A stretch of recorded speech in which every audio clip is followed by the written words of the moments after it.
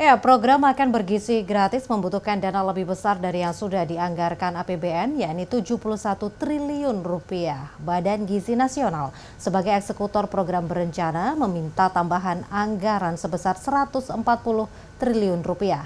Dana 71 triliun rupiah yang dianggarkan menurut Menko Pangan, Zulkifli Hasan hanya mencukupi hingga Juni 2025. Lalu kira-kira bagaimana siasat pemerintah selanjutnya?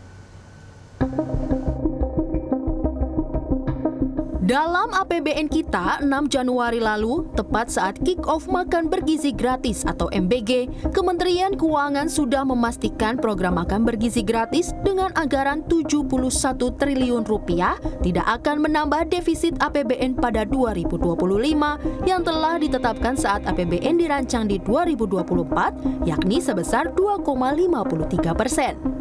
Makan bergizi gratis ini sudah ada di dalam APBN 2025. Jadi sudah dianggarkan di dalam APBN 2025 sebesar 71 triliun rupiah. Jadi apakah ini akan menyebabkan tambahan defisit di 2025? Mestinya tidak, karena sudah kita anggarkan. Sudah bagian dari APBN 2025 sudah diperhitungkan untuk memperkira-kira target defisit kita tahun depan itu 2,53%. Namun pada 7 Januari atau sehari setelah pelaksanaan berjalan, Menko Pangan Zulkifli Hasan menyampaikan kalau anggaran MBG itu hanya cukup sampai Juni mendatang. Idealnya program ini membutuhkan dana 420 triliun rupiah setahun. Anggarannya pun baru 71 triliun, jadi belum bisa semua. Nanti Juni lagi dikumpulkan lagi nih anggaran. Kepala Badan Gizi lagi mengumpulkan. Kalau Juli atau Juni bisa tambah lagi 40 triliun, maka semua orang bisa makan gratis. Tapi kalau tahun depan mau semua dari Januari, maka perlu uang 420. Ekonom Universitas Indonesia, Fitra Faisal berpendapat, sebaiknya pemerintah melakukan evaluasi saat dana 71 triliun rupiah itu habis di Juni nanti, ketimbang menambah anggaran yang cukup fantastis untuk pelaksanaannya sampai akhir tahun. Penambahan akan melebarkan defisit anggaran lebih dari 3% dari PDB. Beragam opsi bisa diambil, misalnya berutang pada lembaga keuangan internasional seperti World Bank hingga pemanfaatan BUMN.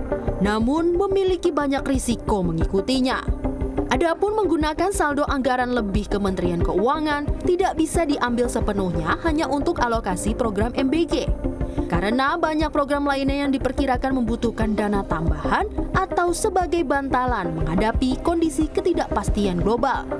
Saya rasa dalam hal ini merupakan opsi yang agak kurang bijak ya, apabila kita meminjam untuk kemudian freelance program. Itu suatu yang menurut saya ya agak ada mismatch-nya gitu kan, karena dalam konteks produktivitas ini hal yang tidak produktif di jangka pendek, meskipun tentu kita juga bisa melihat bahwa ada potensi di jangka panjang karena ini adalah investasi ke sumber daya manusia gitu. Menurut saya daripada kemudian memaksakan diri untuk juga meminjam dari World Bank, padahal kan kita juga melihat bahwa ini harus kita evaluasi nih tahun ini. Jadi bukan artinya kita tidak bisa menggunakan uangnya sih sebenarnya ada saja gitu kan, kalau kita bisa gunakan yang bahkan dari sumber internal pun itu sangat bisa dicari. Cuma permasalahannya adalah ini kan baru pilot ya di tahun 2025 dan ini kita harus evaluasi. Dilema memang, tetapi pemerintah paling tidak bisa menentukan skala prioritas pada program ini. Misalnya, dengan mengikutsertakan ibu hamil dan menyusui, balita hingga siswa tingkat SD dalam program, atau menyeleksi kembali sekolah dan daerah yang benar-benar membutuhkan fasilitas tersebut. Desi Aritonang, Yudhistira Satria, Jakarta.